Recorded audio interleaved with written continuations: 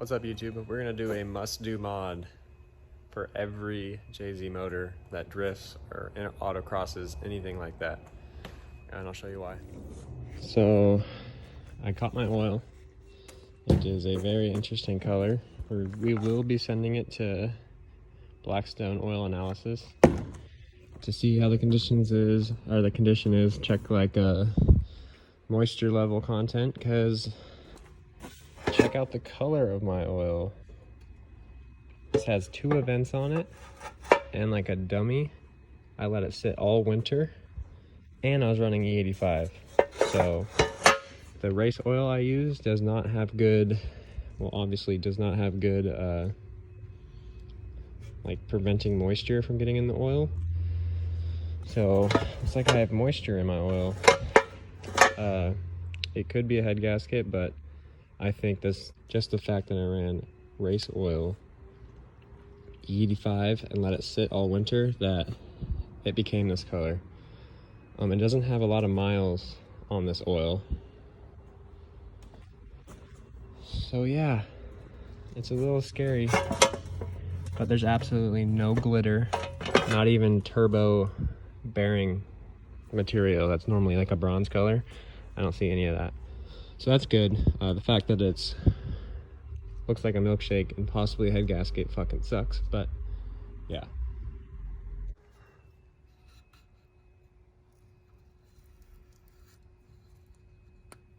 So this especially matters on front sump JZs, because the front sump is here instead of a rear sump where it wouldn't work because of the rack.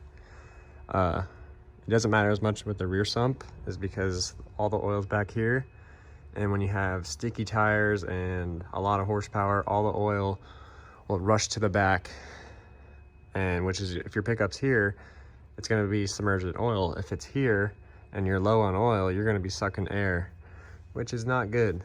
So this is the baffling plate for JZ motors. As you can tell, there's literally nothing around here to keep the oil where it needs to be. There's this plate, which doesn't do that much, but here's the oil pan. Literally nothing in here.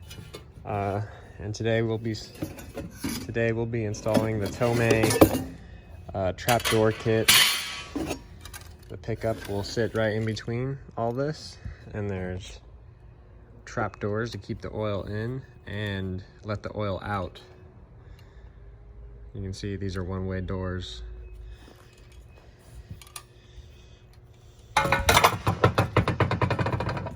So there you have it. You can see how the doors work. So it lets oil in, it won't let it out. And then there's one more plate to prevent crazy sloshing from happening. So if oil is going crazy over here, it's gonna hit the plate and fall back down.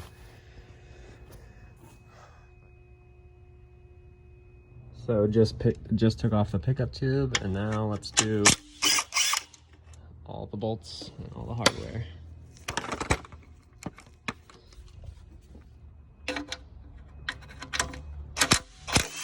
With Tomei, they give you a gasket, but I don't know where this gasket came from. I don't know if it's Toyota or whatever, so I just bought a new one that I know is Toyota, and I don't want to, like, this is such an important piece. Like, if this fails, your motor's gone. So cheap insurance, I just went with a OEM Toyota one. So I've also heard of these bolts coming loose in the oil pan area. So we're doing some Loctite, and we're doing red.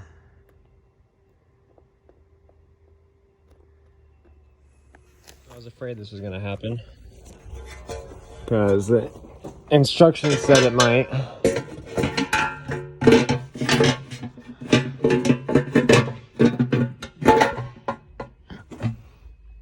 I have a consistent gap the whole way around. And I tried to move it as much as I can to scratch the bottom, and it looks like it's hitting in 2 spots. So let's get some grease like that.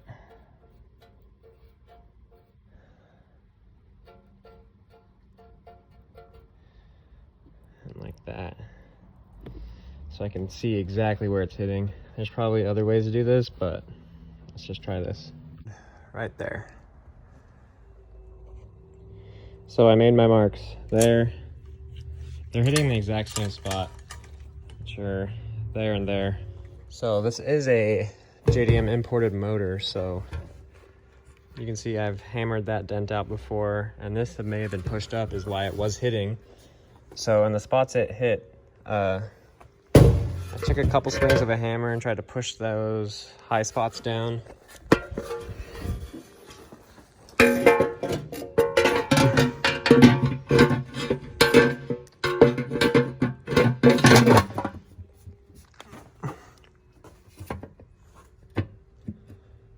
And now it fits good. All the way across. So that's good. I didn't trim as much as I said I was going to. Just a little bit to take it off, and the little flap will also block the oil from leaving. But yeah, that was the ticket.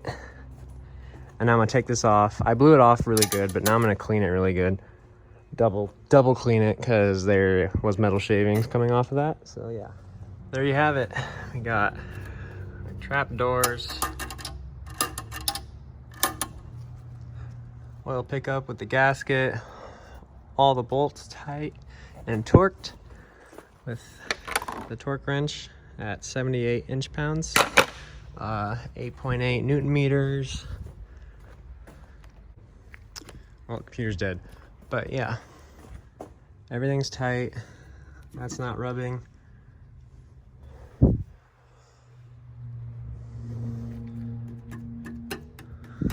It's exciting.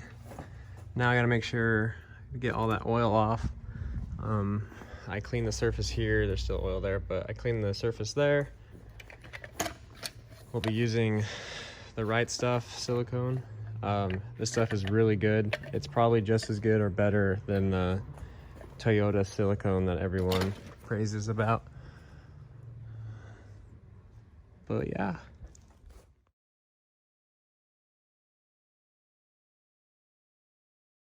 There you go. Put 7 quarts in her. And we got oil pressure. What is rattling over there? Jesus. I've done a shit ton of work on this car, and I haven't really showed you guys all of the progress that I've made. It has a dog box in it. I did a custom tunnel with a center console, which I think is sick. Like, this has an FD style tunnel. I'll show you right here. And then for all the new rules, we got fire suppression. So it's a mess, but there's a fire suppression bottle. Here's the driver nozzle. Right there's the fire sending unit. You're supposed to send it, if you don't have a fuel cell, you're supposed to point it at the hat, and then it runs up there. And we got right here for the injectors, one nozzle, and the other nozzles for the turbo. So if hot oil hits the turbo, we can put it out. If you have like 40, 50 grand into your drift car, you definitely need this. I should have done this a long time ago, but now Formula D, or Evergreen Drift with Formula D, requires fire suppression system. Here's the handle. It's not hooked up yet. I still gotta run that wire or that cable, but I got a nice billet aluminum mount right there. Still got oil pressure. I did everything right. But yeah, we got field suspension. We got FTF angle, which is new.